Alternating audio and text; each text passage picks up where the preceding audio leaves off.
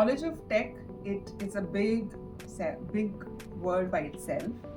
So you need to actually be very clear on what you want to get onto.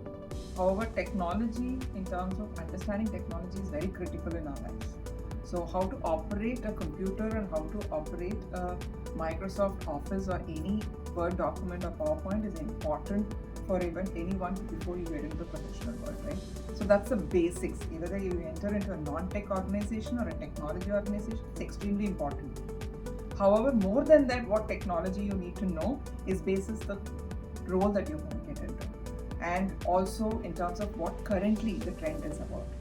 So technology is very key for us to get into any professional role in any type of company, tech and non-tech. There is not much of a difference right now between tech and non-tech.